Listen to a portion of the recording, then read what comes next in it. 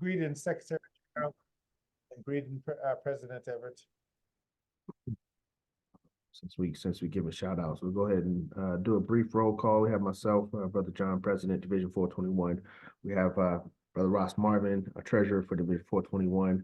We have our recording secretary for Division 421, Brother Art. We have a member out of Division 401 Chicago, Brother Anthony. We have our Lady Vice President for Division 421, Sister Diane. We have one of our new members for Division 421, Sister Elizabeth or Dr. Kuda. We have Division 106 President, Brother Everett Winchester, and we have our esteemed Secretary General, Sister Brenda. So I think somebody else joined. Okay, we got 9 on the call. And Brother Brian just jumped in. Greetings, Brother Brian. Okay. Greetings. Peace of the family. So I'll run through our rituals. I'll not run through it. Got to pay respect to our rituals. From Greenland's icy mountains, from India's coral strand, where Africa's sunny fountains roll down their golden sand. From many ancient rivers, from many palmy plains, they called us to deliver their land from error's chain. Shall we, whose souls are lighted with wisdom from on high, shall we to men be knighted, the lamp of life deny? Salvation, O salvation, the joyful sound proclaim to earth's remotest nation has learned Messiah's name. Waft, waft, ye winds, his story, and you, ye waters, roll, till like a sea of glory it spreads from pole to pole, till o'er our ransomed nation, the Lamb for sinners slain, Redeemer, King, Creator, in bliss returns to reign.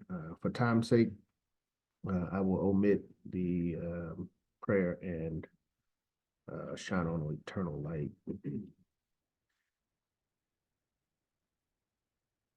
But I will not skip our pledge. So if you would, please come off mute. And we try to say this together in unison. So please say along with me. I commit my body, My spirit, to the protection to the protection, peace, and security of the red, the black, red, and the green. black, and the green. I dedicate My life to the redemption to the redemption of Africa Mother Africa and the liberation of us. scattered. I accept I accept for myself and my descendants the teachings teaching of universal of the African African national and I promise that our children will be instilled with the with the purpose purpose and and knowledge themselves African people, in order that the cause of our struggle either falter alter no fit fail until all Black people are free and united united one God, one aim, aim, one one destiny. All right, Race first. race first. All right. So we will officially get into tonight's discussion. Recap from last night, or not last night, from last week. Move some of this stuff out the way. Recap from last week, we got through Article 4 and we started to read Article 5. The takeaways that we should remember from Articles 4 and 5: who are the officials of the UNIA-ACL? According to the Constitution, the President General, First Assistant President General, Second Assistant President General, Third and Fourth Assistant President Generals, Secretary General, First and Second Assistant Secretary General, High Chancellor, Counsel General, Auditor General, Chaplain General, International Organizer, Minister of Education, and I put other. It also includes any other ministries that President General or the Council sees fit, which currently would include Minister of Labor and Industries. We should also remember the difference between elected offices and appointed offices.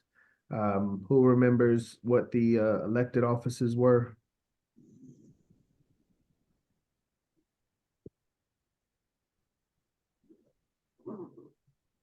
Of all the offices in the High Council, which offices are elected?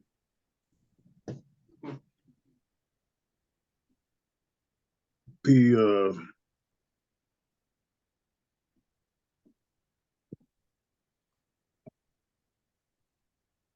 governing body, what? Out of the specific offices I just listed, from President General to Minister of Education, which of these offices are elected offices? The PG, the first assistant, the second assistant, third assistant, and the fourth assistant. Yes, sir. So that's what we need to be prepared for. This is an election year. August, we will be electing these 5 individuals. And then at that point, it's up to primarily the President General to appoint the remaining officers. Okay. Terms of any, we good on that? Everybody good on elected and appointed officers? Yeah, we got. Okay. Terms of office, we should understand. Anybody remember what's the term of office? How long are elected officers in office? 4 years. 4 years, yes. We touched on failure to qualify. I'm not going to go too deep into that. And we also talked about who appoints officers. Again, primarily President General. We touched on officers of local divisions and how they are elected. We went over the section removal of President General per Constitution. We also talked about defendants counsel, who qualifies to be counsel if there is a trial of any sort, and also what is listed as high crimes in the UNIA. Any questions, comments before we proceed into lesson 5 or article 5? Okay, everybody should have gotten a copy of the questions. I guess, oh, we haven't read this yet, so I guess I need to read it first.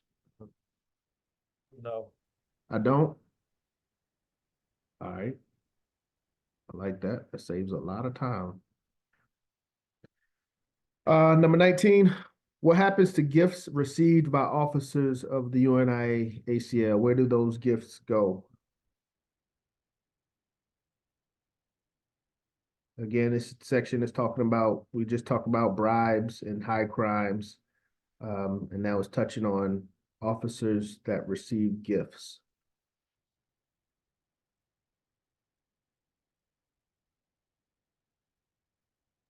They become property of the UNIA. Yes, ma'am. There you go. Under section 9, article 5, those gifts are turned over shall be property of the UNIA-ACL. There's another, it continues, it says, but a section or testimonial may be presented publicly to any officer or official on his or her account as appreciation for thankful services performed for the association and league. So there seems to be some sort of public reward that is acceptable. Am I wrong on that, Secretary General and or Counsel General, if you're with us? That's the way I read it. Okay. So it seems to just discourage, private exchange of funds and private payments. But if there's a legitimate reason for exchange of funds, we should be able to do that publicly. Everybody clear on that? Okay, as far as approval of the original Constitution, who was required to approve the original Constitution?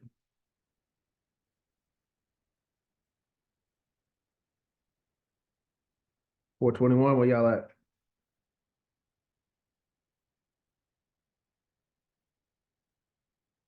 Come in the Constitution study without our constitutions.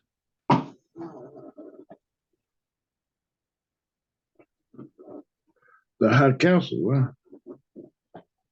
The High Council is part of it. It's more than the High Council. The original Constitution, who was required to approve it per the Constitution? I'm gonna take a guess. I can't remember. Was it members of the convention? Members of convention? Oh my goodness. I thought this was an easy one. All active members. All members, all that. active members. All officers, officials, and active members. So I mean, I don't know, that's a little hard to believe, honestly, but it does state it, and we'll leave it at that. In some form or fashion, it was approved by all members. When was the Black Star Line Navigation and Trading Company established? And what purpose was it established for?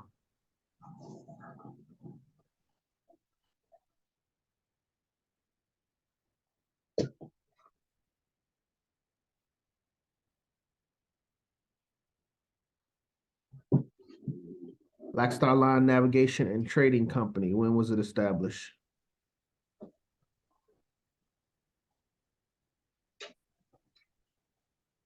I feel like 24. I gotta read it, but even if I read it, we still end up in the same situation. 1919. 1919, good guess. No, not correct. 1923. 1923, that's another good guess. Yeah, I got a question mark by it. That's nobody knows this one. 1922. Look at Brother Everett. He trying to, split the 1918. difference. Process of elimination. It says in the Constitution, it says during the Third International Convention. Okay. And we should know I don't know exactly how many were consecutive. Maybe somebody can help me with that, but at least the first three were consecutive. So if we started in 1920 was first, 1921 was second, and then 1922 would have been a third international convention.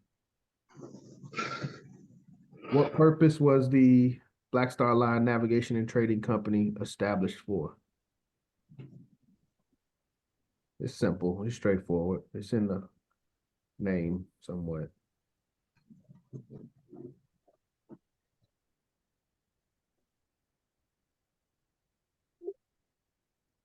I won't take too much time on this. I'm not gonna take too much time. Third International Convention, I put August 1922 for the purpose of carrying out the steamship program. So that's what the Constitution states.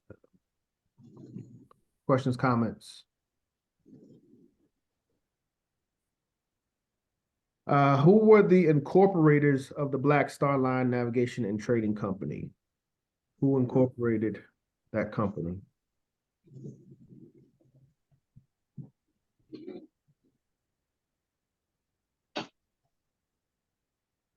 Let's see.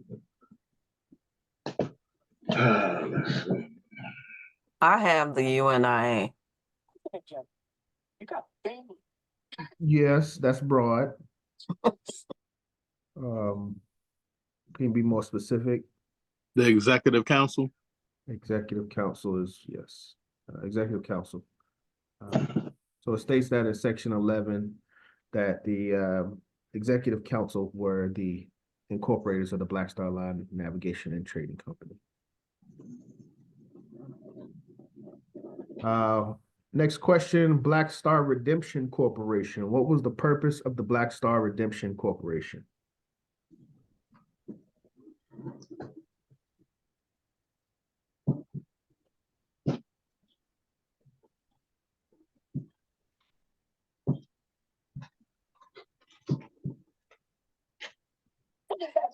Okay, I've been betting 1,000 minus. What did I say? To redeem stock. You still 1,000. I might have to sit you down. You're helping everybody too much.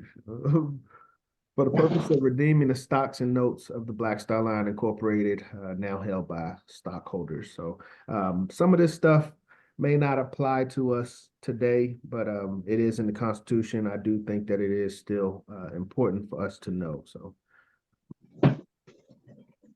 next question, when was the role of Supreme Deputy eradicated?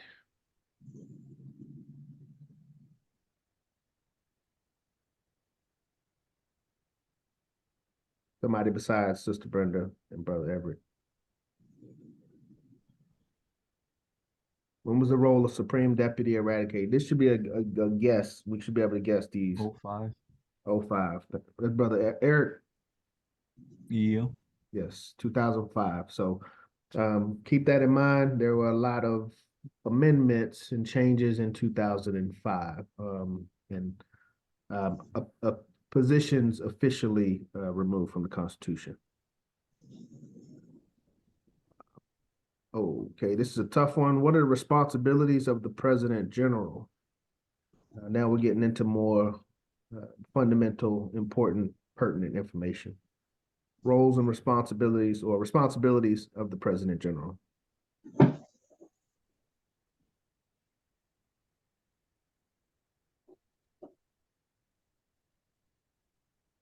We got anything?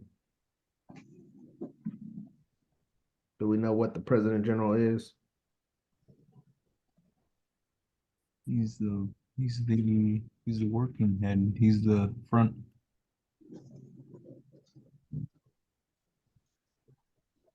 The working head, yes. Who holds this position right now? Ooh, Duncan. Yes, sir, Michael Duncan. Working head of the UNIA, so that's anything else? It is somewhat vague, I'll be honest, but there are some specifics in there. I mean, they have to show up at the what are the conventions. It says he shall attend conventions with the potentate. So you're looking at that's the go to the I'm amended reading version, this but part. yes, he does have an Yeah. obligation to be present at convention. Couple things I got. Working head of the UNIA held responsible to the parent body for the entire working and carrying out of all commands. Attends convention and instruct minor officers of their duties and see that such duties are properly performed. This is the one I was speaking to specifically. Veto power on any financial matter initiated by any individual or by the executive council that may tend to jeopardize. For some reason, I cut that off, but Yeah. it does have the power of veto, but it is limited to financial matters per Constitution, in my interpretation of the Constitution. But yes, he's the working head.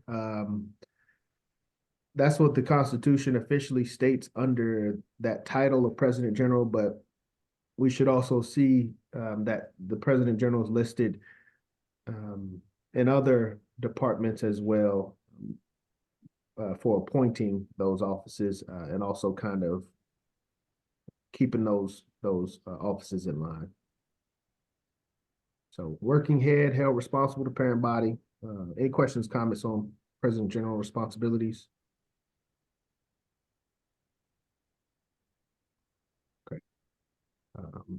Next set of questions, we'll talk about First Assistant President General, Secretary General, High Chancellor, Counsel General, Auditor General, and Chaplain General. So First Assistant President General, what are the responsibilities of First Assistant President General and who holds that office?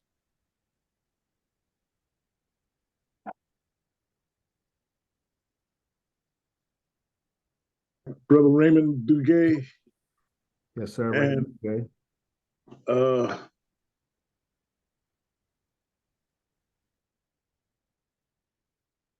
What is his responsibilities per the Constitution?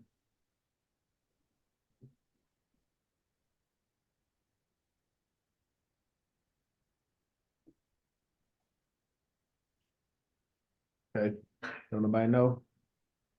I don't have, let me see, I gotta get my book.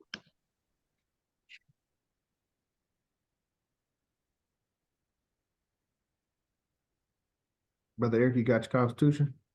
Yeah, it's right here. What do we got for First Assistant President General? The First Assistant President General shall assist the President General in the performance of such duties in his office. Yes. So in case he's like sick or not there. Yes, per the Constitution, perform duties that are assigned to him by the President General and perform in the President General's absence, or whether sick or on leave or whatever it may be. So per the Constitution, that is the way it's written. How that looks in reality can be different, but we're looking at the Constitution right now. Questions, comments on first assistant PG?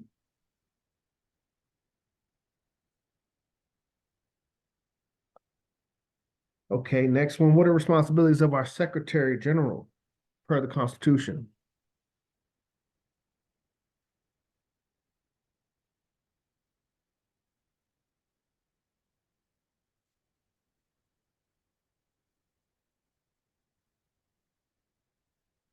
Oh, no.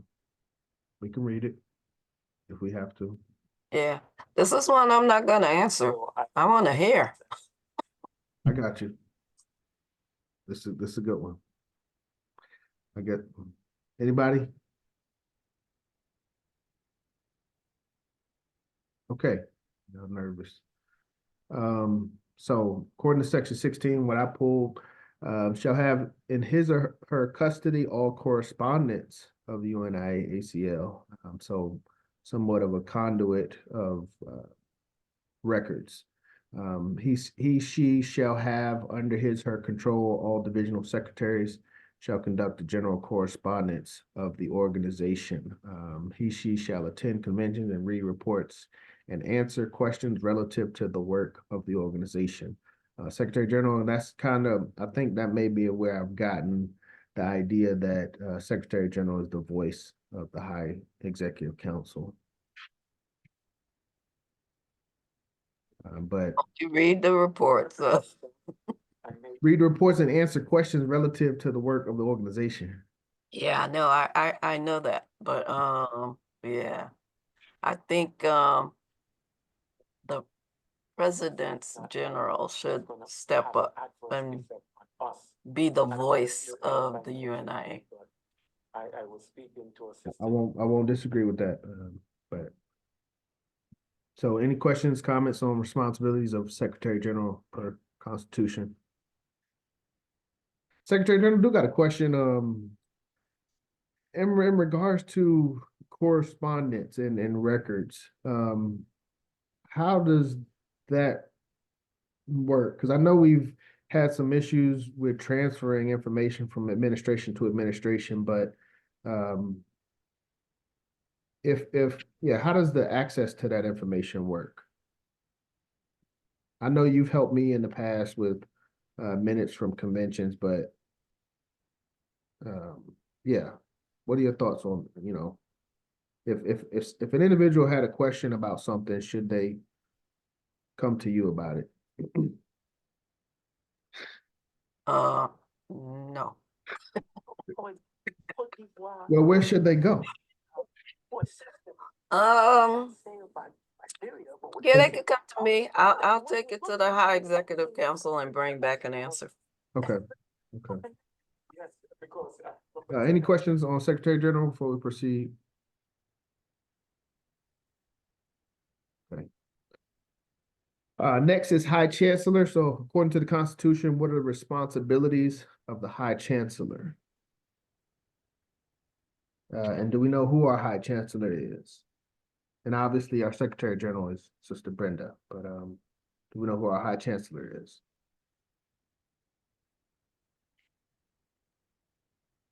Right now, the High Chancellor is the first assistant PG, Raymond Duguay. Exactly, yes.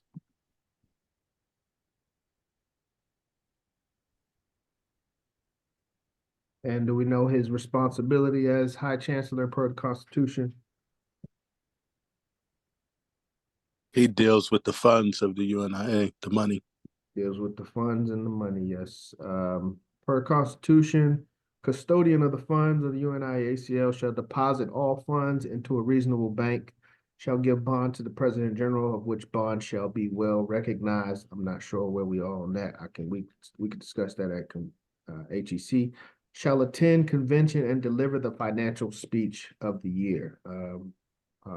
Brother Raymond has done that very consistently, given his financial records. Questions on High Chancellor, Brother Raymond Duguay? But yeah, we should know responsibilities and who to ask about what.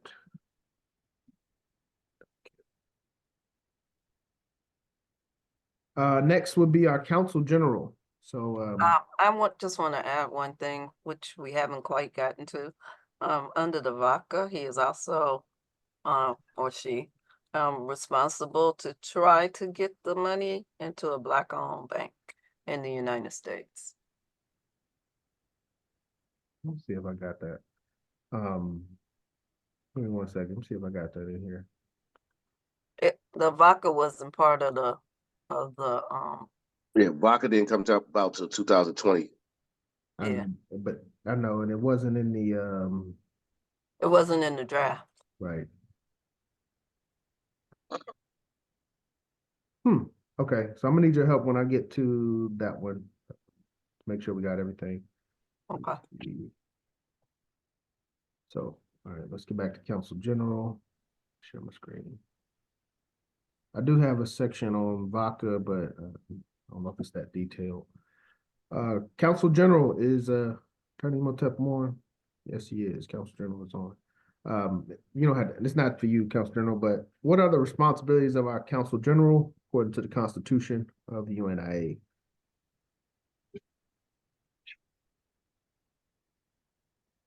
To proceed with all legal matters for the UNIA.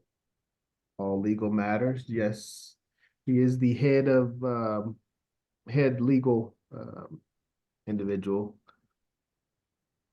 Anything else?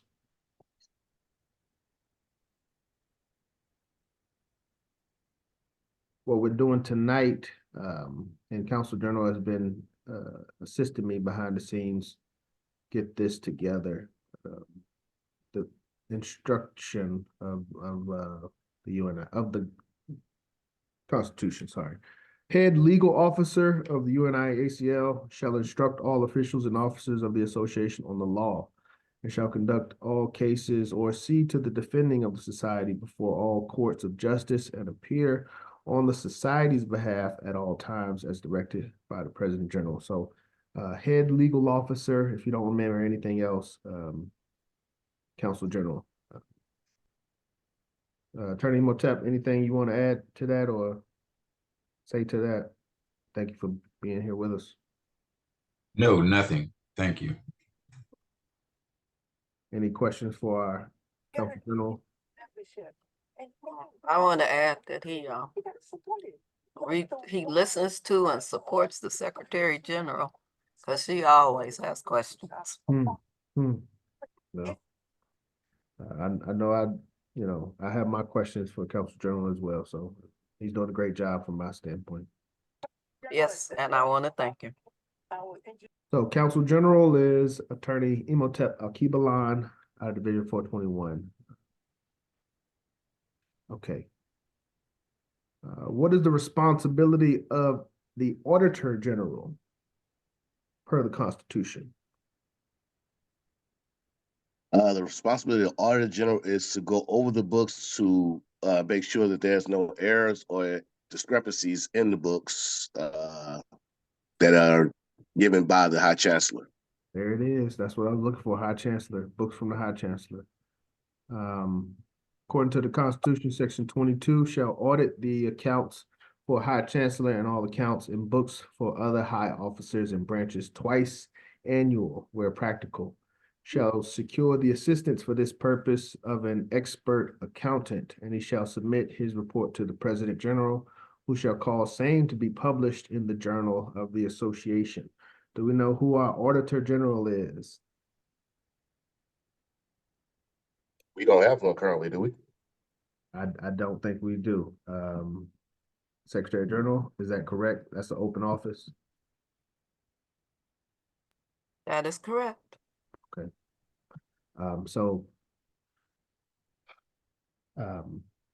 Yeah, we need to have these offices staffed. We should be developing ourselves first and foremost to be able to hold these offices. But again, we should know if they're not filled, why they're not filled, and who we should speak to. Okay, next question, what is the responsibility of our chaplain general?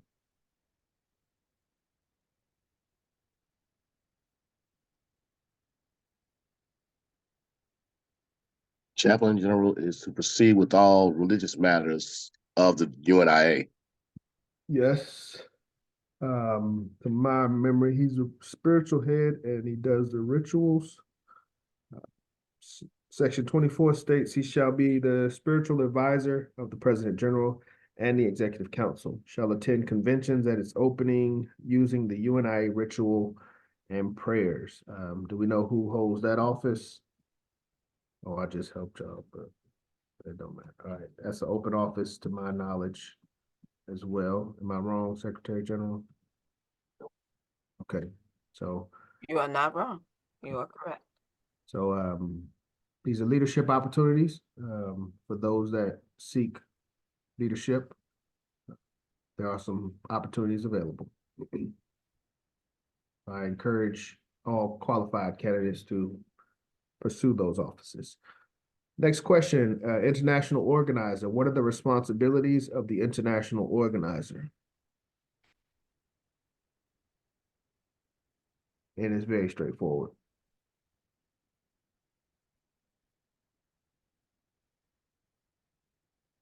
Like almost too straightforward. Organize globally, our people globally. Yes. I was gonna say basically organize internationally. Yes. Shall be charged with the duty of organizing all African communities of the world into the UNIA-ACL, shall have under his control all local organizers, shall make his annual report to the President General and the Executive Council. So international organizer, head of all international divisions is what it seems to me. To my knowledge, that is also an open position. Hey, Brother John, I wanted to ask Secretary General, does that fall under Brother OG? A second PG, did he assume that position, or he's just oversees that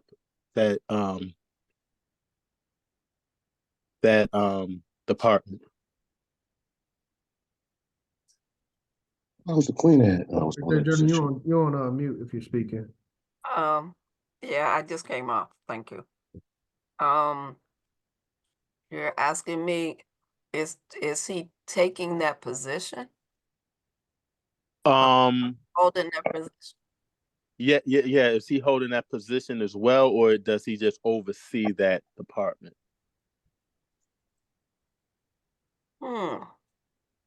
I do recall the last flow chart that came out.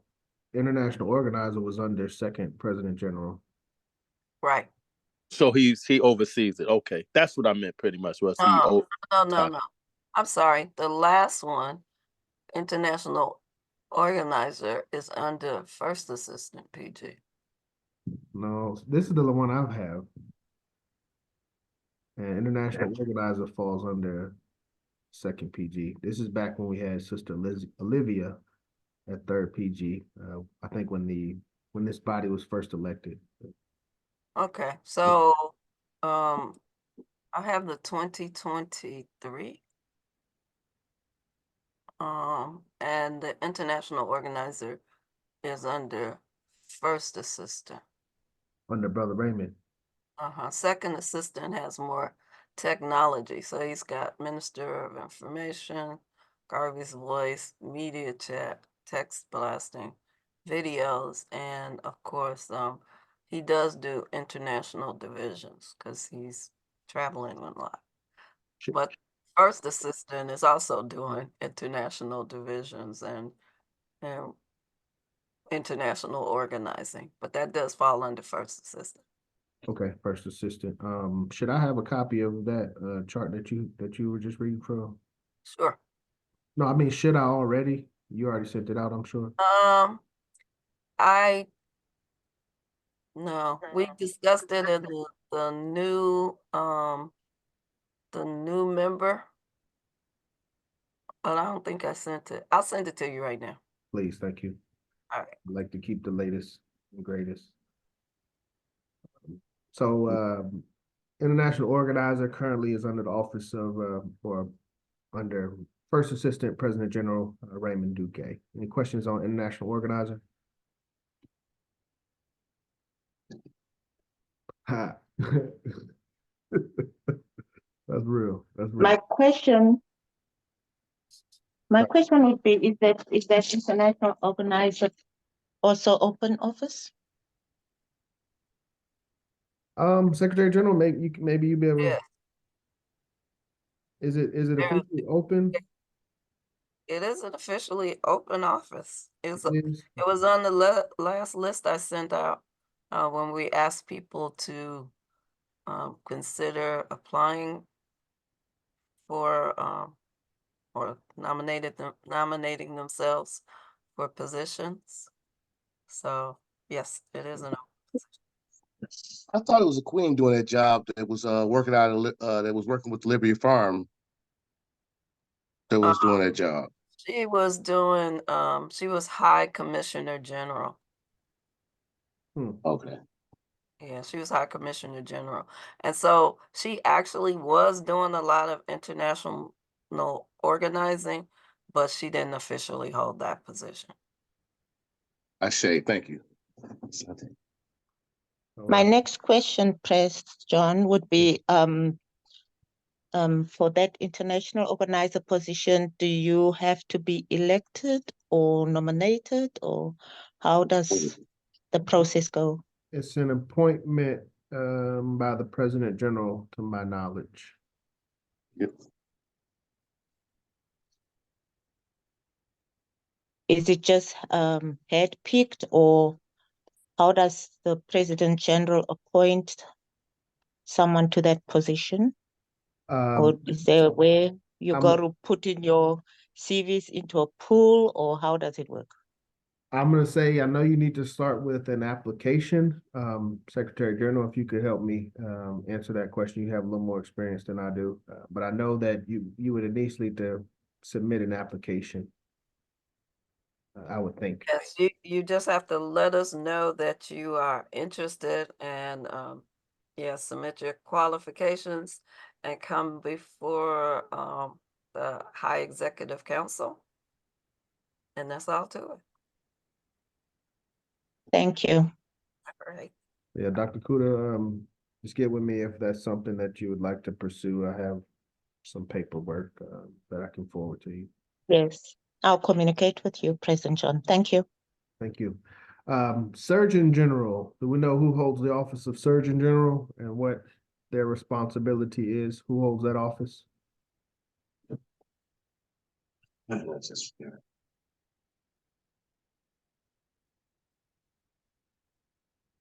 Anybody know who our Surgeon General is?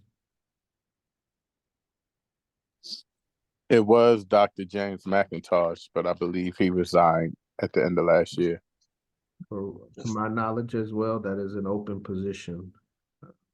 Surgeon General is an open position. What are the responsibilities of our Surgeon General per the Constitution?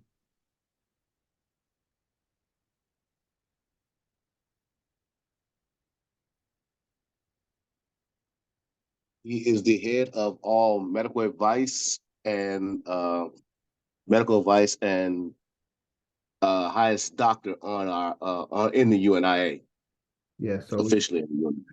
So you got head legal officer, head international officer, head medical officer. Similar to Counsel General, has an obligation to disseminate by lectures, articles, and circulars information to members of our race with regards to hygiene, vital statistics, and necessary precautions for the maintenance of health and the increase of life expectancy. Surgeon General shall publish at regular intervals statements regarding to the conditions of health among Africans at home and in the diaspora. So yeah, the head legal officer of head medical officer of the UNIA. Questions, comments on Surgeon General?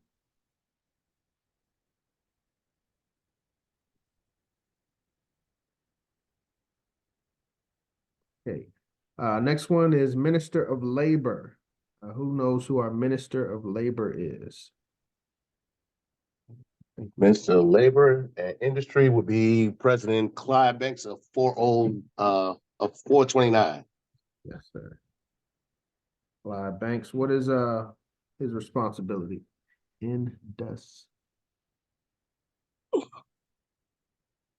To bring in and maintain industry for the UNIA, businesses as well as agricultural.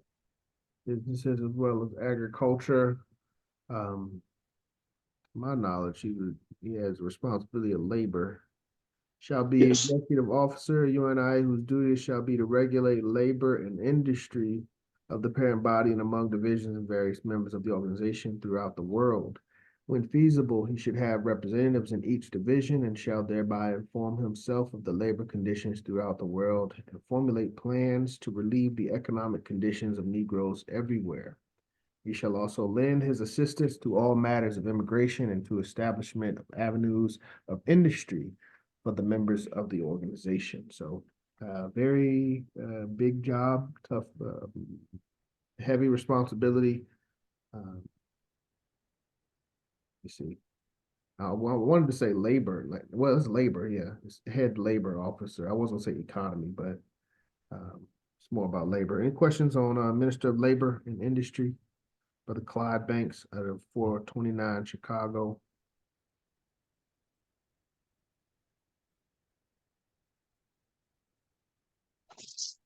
Okay. Minister of Labor. I just did that one.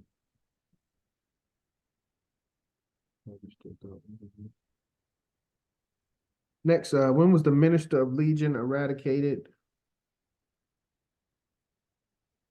Yes. What year did we eradicate the Minister of Legion position?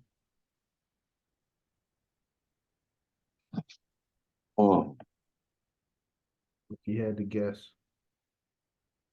I had to guess 2005. that would be a good guess, 2005.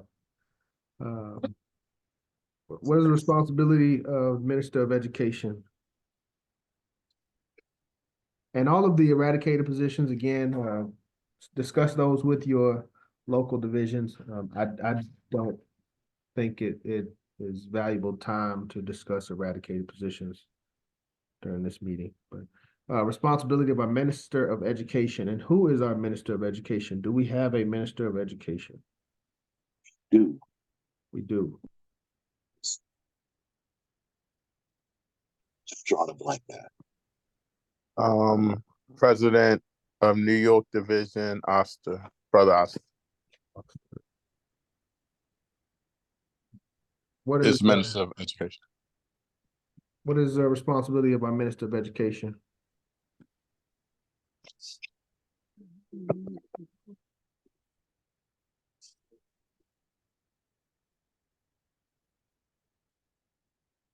To have local and educational programs. Educational programs. These officers of the High Executive Council are head officers. So Minister of Education is the head of education. Section 28 states that Minister of Education shall provide instructional guides for all divisions so that they may have local education and racial education programs for the members as well as for the community residents. Right now, that's primarily done through our orientation course. Minister of Education shall also have representatives at the divisional level to keep him abreast of local educational issues so that his program will be more comprehensive. I don't know if we've done that part. Minister of Education, well, no, we have to an extent. We had a little council. Minister of Education will supervise all educational programs in the UNIA-ACL. He will attend convention and make his annual report to the President General and the Executive Council. So questions, comments on Minister of Education, Brother Oster, Brian, out of New York, Division 432, 431.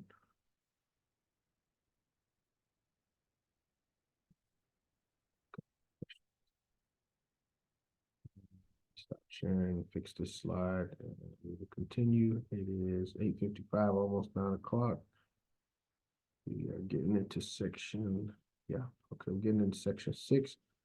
I think we'll be able to wrap up. We only got 2 more slides, so within a half an hour we'll be finished.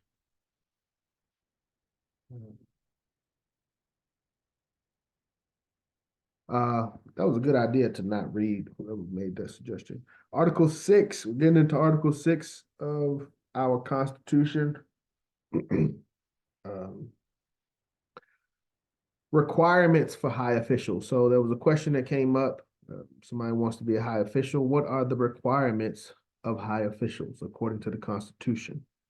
And this is according to the high official section, because this can be answered several ways and you wouldn't be wrong, but I'm just looking for, per the order of the Constitution, what are the requirements of high officials?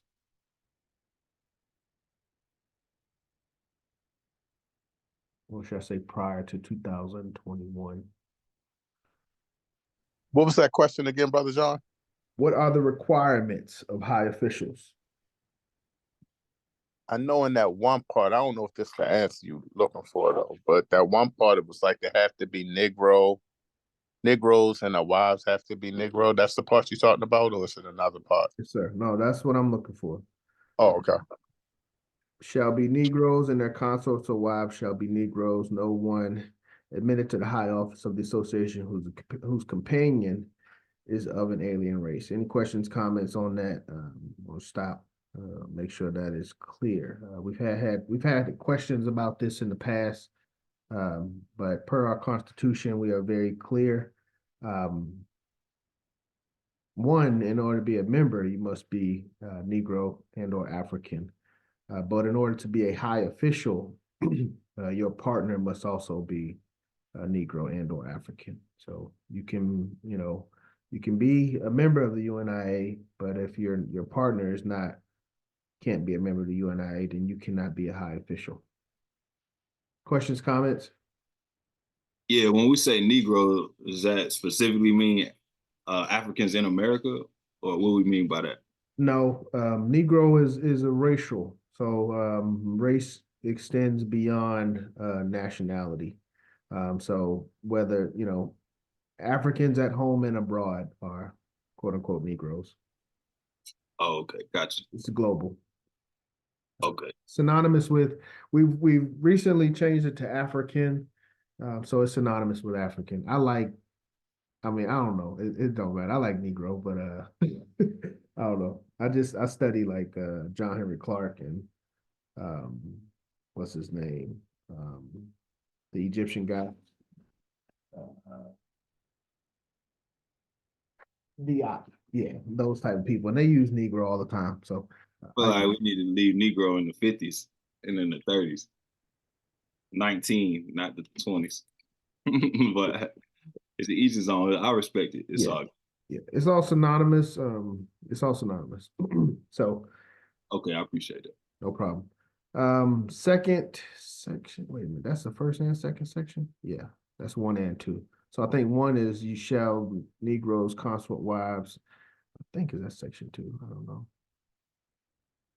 All right, what are the qualifications for high and divisional office? So that was requirements, but what are the qualifications originally?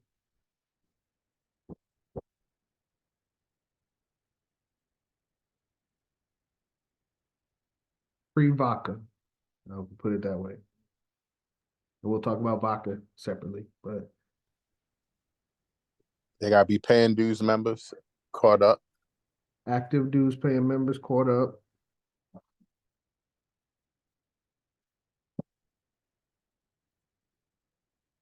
With 2 years of service, correct? 2 years good service. I think that was about it.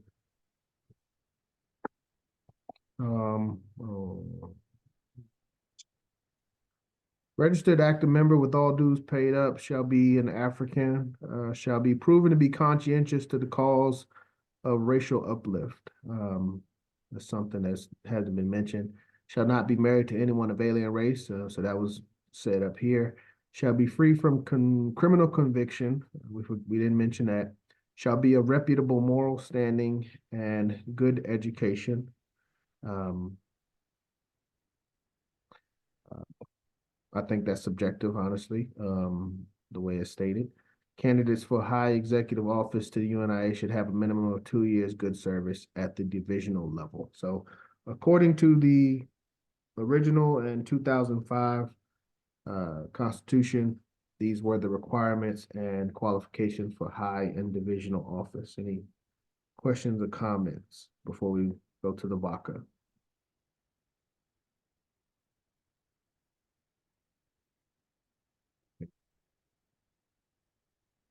So this is the last slide I got. What are the requirements of the VACA program is the name of it. First question that I got is, according to the VACA program, we have a definition for Garveyism. What is the definition? What is Garveyism defined as we get into the requirements for the VACA program?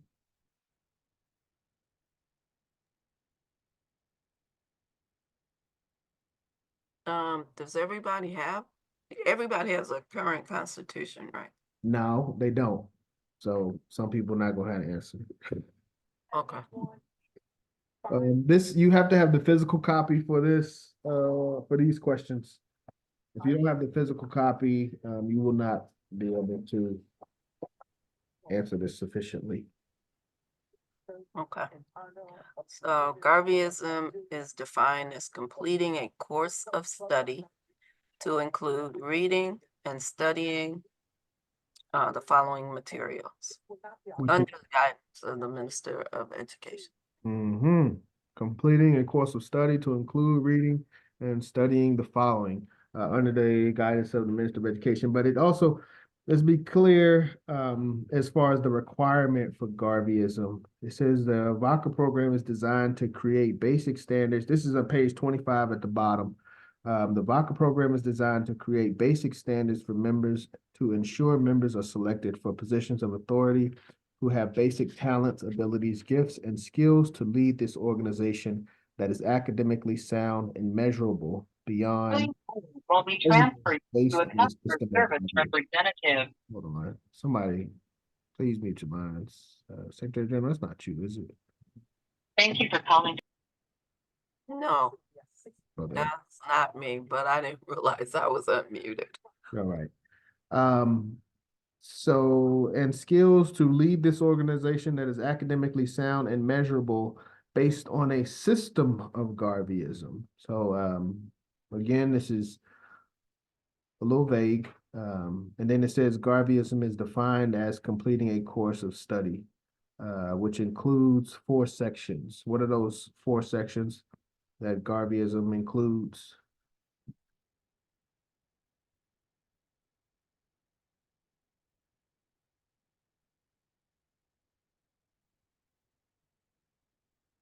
Anybody in Atlanta know this one?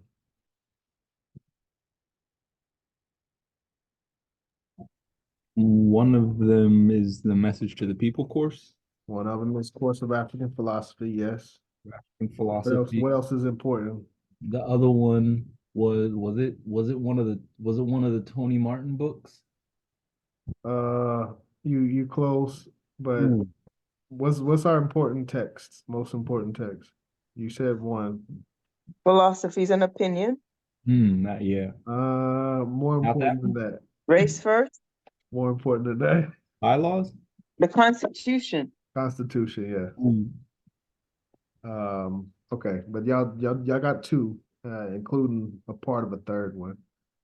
UNIA-ACL orientation course, Constitution, books selected from the Marcus Garvey Library. So philosophies and opinions, race first, Garvey and Garveyism, the ones about Amy, New Marcus Garvey Library, pretty much. But those 4 sources is what comprises what we consider Garveyism per the VACA program. Any questions so far?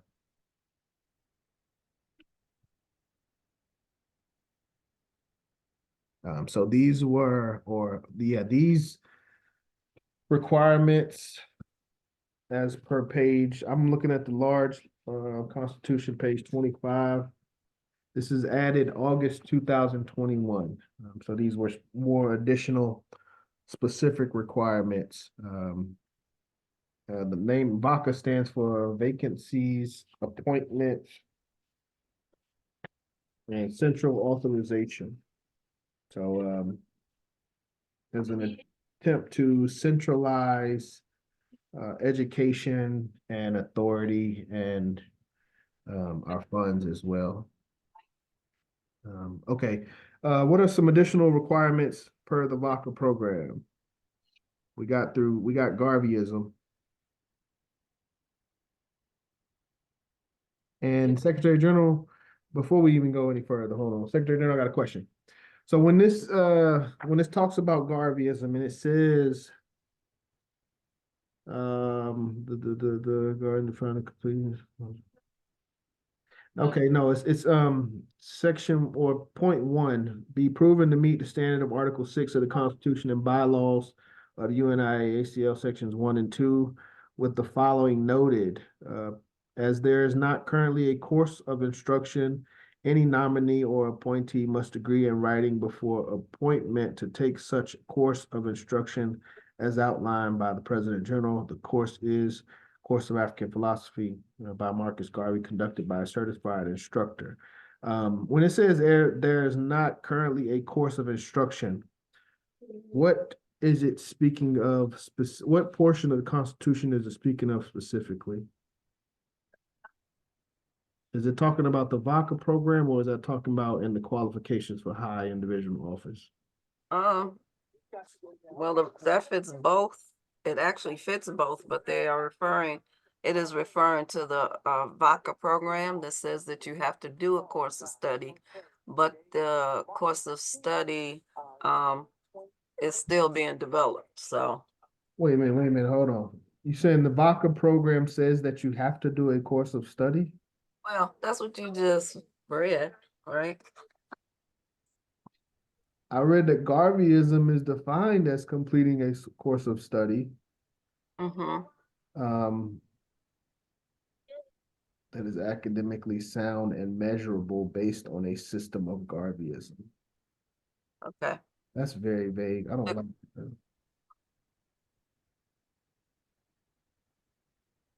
Well, when they presented it, the program was designed to create basic standards for members, right? Mm-hmm. So it is moving to eventually require a course of study.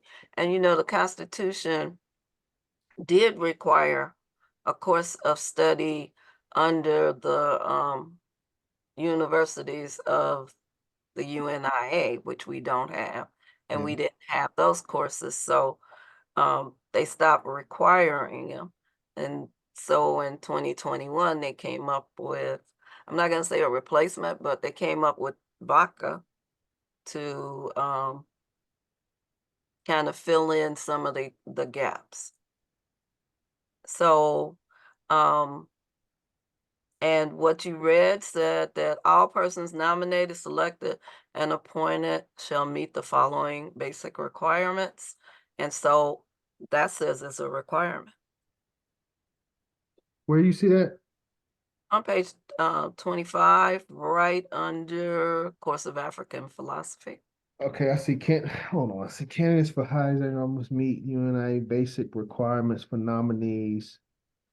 All persons nominated, selected, or appointed shall meet the following basic requirements. Right.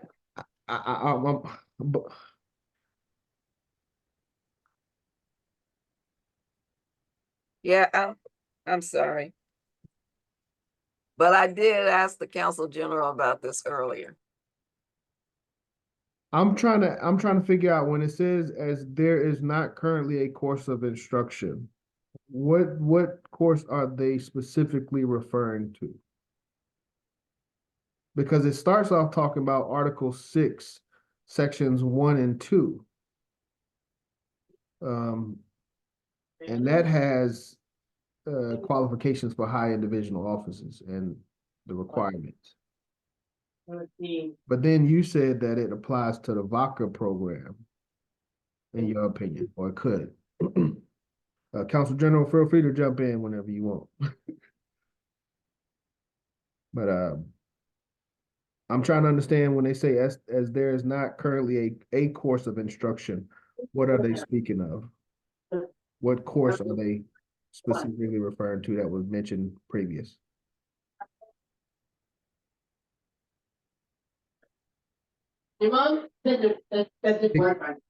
It could be in the Garveyism. Garveyism is defined as completing a course of study.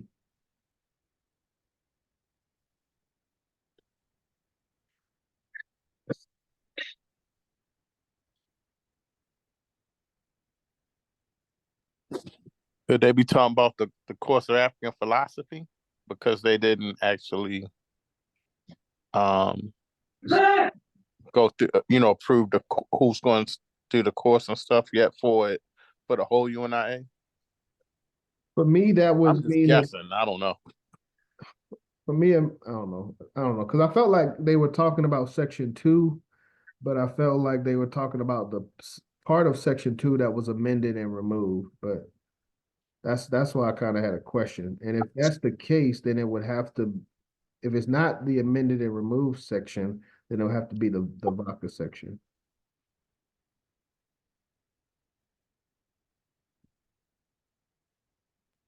I'm sorry, did I miss something? Did you ask me something? I think you answered it. What I was saying is, as there's the part where it's got parentheses, as there is not currently a course of instruction. I was trying to figure out It's the where, course, it's the one that we'll be working on with you. right? That's the course. Okay. Okay. Any questions, comments before we proceed on VACA?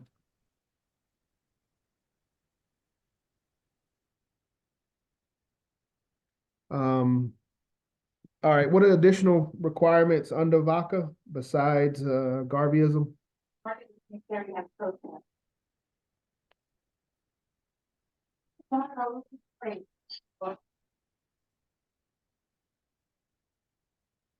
Nobody? Okay.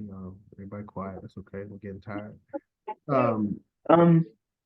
If they don't pass the course, it'll be a cause for dismissal. Yeah, I'm past that already.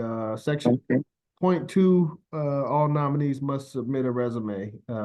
It's a very detailed resume within 5 days of receiving information and having knowledge. But you must submit I'm gonna summarize it. Must submit a resume ASAP, immediately, to express your intentions, and that resume will be submitted to the Office of Secretary General.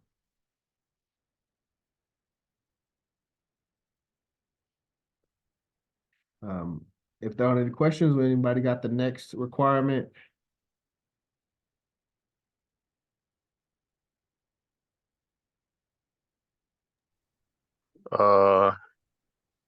Nominees must be an individual who will consistently and Continuously promote the my bad. Yeah, thank you, Brother John. My eyes are bad. You good. Promote the UNIA. Yes. I summarized that to promote the UNIA, so that's a requirement. Who's got number 4? This is important. Individual must contribute financially. Yep. That's a big one. Yep. Uh, Must contribute financially to the UNIA-ACL and its activities, including but not limited to Marcus Garvey Memorial Building, International Headquarters in Philadelphia, and as such will conduct or assist in fundraisers for the building. A nominee must also donate $150 per year to the African Redemption Fund. Okay. So this is a commitment for new nominees, or how does this work for current? Do current nominees have to prove that they've done this in order to repeat office? you're talking about the financial contributions? Yes. We do it every year. Okay. It is for, I think we started it, how long ago? Maybe 3 or maybe 3 years ago. So Maybe. all officers contribute their $150 to the African Difference Fund? However we want to do it, we can do $12.50 a month, or we can do it annually. I Okay. always do mine at the last minute, but we do it. I got you. I think I remember you asked me about that too. Mhm. Okay, any questions on financial contributions? Anybody got the next requirement for high officers?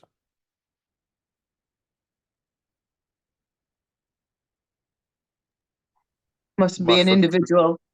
Oh, I'm sorry. Well, you go ahead. I was gonna say must recruit new members.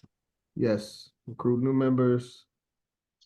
There are 1, 2, 3 more at least. So anybody got number 6? The nominee must affirm his or her ability to give ample time, energy, and Mm, effort. mm. What? No, you're absolutely right. That's a big Okay, I'm sorry. And effort to the work of governance, government building, and related activities, including but not limited to attending the majority of parent body meetings Mm. and attending both the High Executive Council meetings and annual convention of the UNIA-ACL. Yes. So that's a very important one. As we've talked about, as I've repeated, availability is very important. As president, the root word that we've talked about, and when we look at the responsibilities of president, is to preside. So as a leader, we have to be willing to commit our time and our energy to these functions. The meetings don't get any less. I'll just tell you that. Like I said, high executive council meeting, annual meeting of convention, parent body meetings, and these are just the national meetings. They don't even include your local meetings. But we have to be available and be able to make ourselves available for these important meetings. And if we can't do that, it is very difficult for us to be effective as leaders and to have our voice as part of the discussion, and also know what the discussion is to bring that back to our region or our members. So we have to, very important on all levels, I'll say. Any questions, comments on ample time and energy?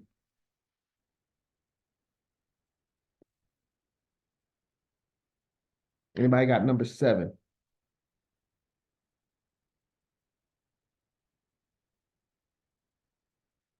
Secretary General, I'm not seeing the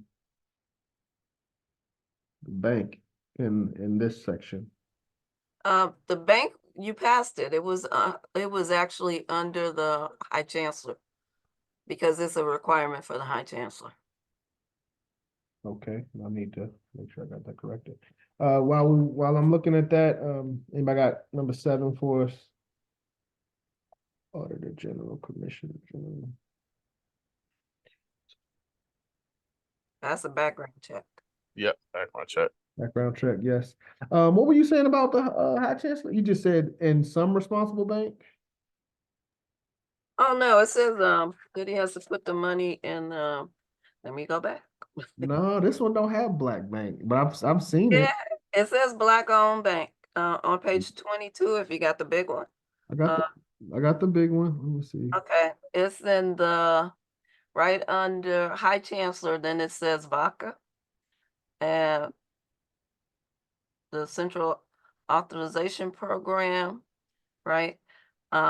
Therefore, it's necessary, that paragraph. Oh, okay. All right, I'm looking in the High Chancellor section. It's still under High Chancellor, it's before Council General. But it still applies to High Chancellor? Yeah. Yeah, but it's been added later. Okay. I skipped that for this for tonight. I didn't see that in the Constitution. I missed that part. I saw page 25, but I missed page 22. So I'll provide some updates on that next week. Number 7 was background check, and what is number 8?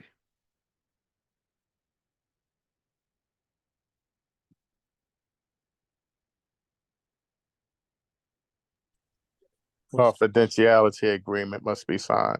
Yes, sign a confidentiality agreement, and I think that completes it. So not necessarily, I can't. Well, the first part is a little bit unclear, and I guess we kind of leave that to if you've got your constitution, it says, as there is not currently a course of instruction, any nominee or appointee must agree in writing before appointment to take such a course of instruction as outlined by the President General. So that's the only thing that's kind of gray for this first part, but everything else is very straightforward.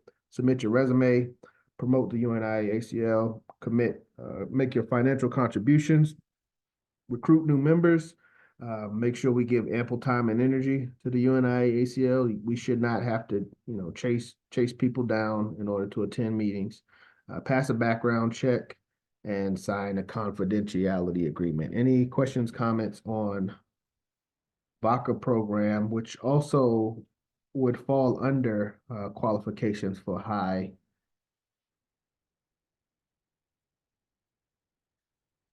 This is just high office. It's not divisional office. It is actually this part, the second part is high and divisional. When you say second part, Well, it says, it actually says qualifications for high and divisional office. yes, The title, right? yes. Okay, and I was gonna point out to the sister who asked the question. I'm sorry, I didn't catch your name. Sister Kuda or Sister Elizabeth? About Yes. the qualifications for international organizing. Yes, Sister Kuda, Dr. Kuda. Dr. Kuna. Yeah, Yes. if you have your constitution, number 2, that is what the nominees, so if you nominate yourself, then this is what you have to do. Submit your resume, and then well, first, like, let us know you're interested. Or if somebody could have Okay. nominated you, if we reach out that someone nominated you for the position, then we would like you to respond back in a timely manner, right? And so Okay. what's listed in number 2, those are basically the things you have to do. But actually, all of this from 2 to 8, or actually the one below it, all of that applies for whether you are looking to fill an appointed position or running for office. Dr. Kuda. All right. Dr. Kuda, I got to get you a constitution. Yeah, Secretary General, she doesn't have, she's a recent official active member. So she hasn't gotten, I haven't provided her with the latest constitution. Okay, well, I think I have most of the newsletter ready. I'm waiting for some information for the update, and there will be an updated what is it? Declaration to run form. Okay. It includes all of these on it. Okay, cool. And I added the one that we talked about, Brother John. I don't remember which one that was. Course, I'm sorry, the orientation course. And I ran it by the Council General before. Hold on, wait a minute. Are we saying that's a requirement? What were we saying? Here we are. Well, sort of. We're saying that not that you have to pass it, but that you have to, what did I put? Okay, let me find it. I'll tell you exactly what it says. It says something like, You got to sit through it. Oh, Got to get 80%. here is that, nope, that's not it. Must complete the UNIA-ACL orientation course if you joined after 2021 convention. Because that's when it passed, so. By complete, that means passing the exam? It doesn't say anything about the exam, so I'm gonna let that be vague. Okay. I don't like vague. I know. When somebody go the vague route, then you get hit with the, oh no, you're supposed to do it this way. It's like, okay, all right. Well, we hope that you will, if you take the course, that you'll try to pass it and that you'll take it seriously. You know, especially for our new members, there's a lot of good information there. So, and the orientation course is a way for us to make sure that everybody has the same information, you know, when they come in.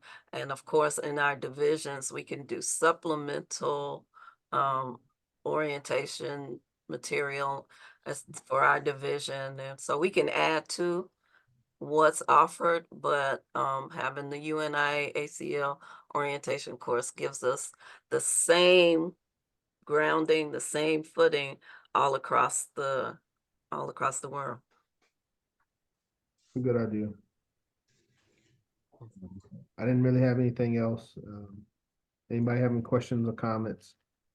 Yes, forgive me, Secretary General, can you give me that section that you were quoting about the courses that must be taken? It's on page 25, where it starts under the requirements for officials and high officers, and then the qualifications for high and divisional office. So 25 and 26. President John, do you have 25 and 26 to read to the membership for those who don't have their books? Yes. So the section it's the VACA Vacancies Administration and Central Authorization Program. At the bottom of page 25, the VACA program is designed to create basic standards for members to ensure members are selected for positions of authority who have basic talents, abilities, gifts, and skills to lead this organization that is academically sound and measurable based on a system of Garveyism. Garveyism is defined as completing a course of study to include reading and studying the following materials under the guidance of the Minister of Education, in parentheses. UNIA-ACL orientation course, Constitution, books selected from the Marcus Garvey Library, and course of African philosophy. That's pretty much that part. I'll put it in the chat, Brother John. Thank you. I'll finish this section. Candidates for high executive office must meet the UNI-ACL basic requirements for nominees of high office, posts, and positions policy instituted September 15th, 2016. All persons nominated, selected, and or appointed shall meet the following basic requirements. And yeah, okay, no, I'm not gonna say that. But number one, be proven to meet the standard of Article 6 of the Constitution and bylaws of the UNI-ACL sections 1 and 2. And that is what we just read. Article 6, Section 1 is the requirements of high officials. Article 6, Section 2 is qualifications for high and divisional office. With the following noted, parentheses, as there is not currently a course of instruction, any nominee or appointee must agree in writing before appointment to take such course of instruction as outlined by the President General, in parentheses. The course is the course on African philosophy, and it should be course of African philosophy by Marcus Garvey, conducted by a certified instructor of the course, parentheses. Failure to pass the course will cause for dismissal from the position. However, candidates may take the exam as many times as necessary until they pass. The Minister of Education will certify all candidates for passage of the course with certification of completion. Current officers can be grandfathered in after examination. That is what that section states. I just wanna, off topic a little. Brother Everett, I emailed you that and I asked you to look it over and let me know if I needed any corrections. And you sent it out. On the of, on the Which one on? what you talking about, Sister Brenda? That organizational chart. Oh shoot. I probably forgot you told me to look it over. It looked fine to me though. I just found it actually. I knew I had it saved, so but you were right. You were right on Brother Raymond and everything. It looks good. I didn't see any errors. Thank you, Brother Everett. That's very helpful. Asante. And I'll share that as we prepare close. So Brother Everett shared this in the chat. Make sure you download it and get a copy of it. But it is the structure of the UNIA-ACL.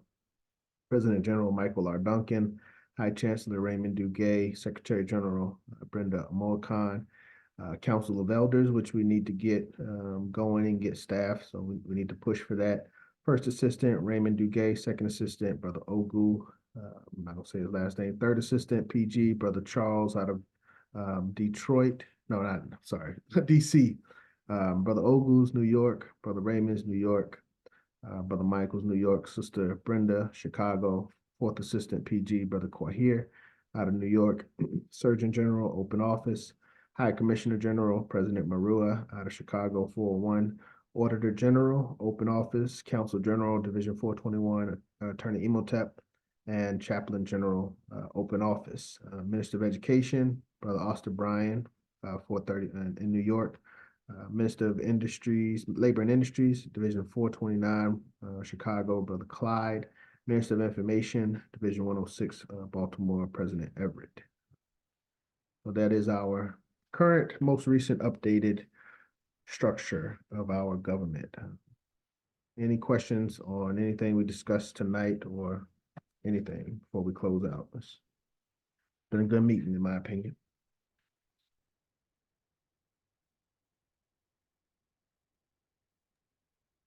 No questions?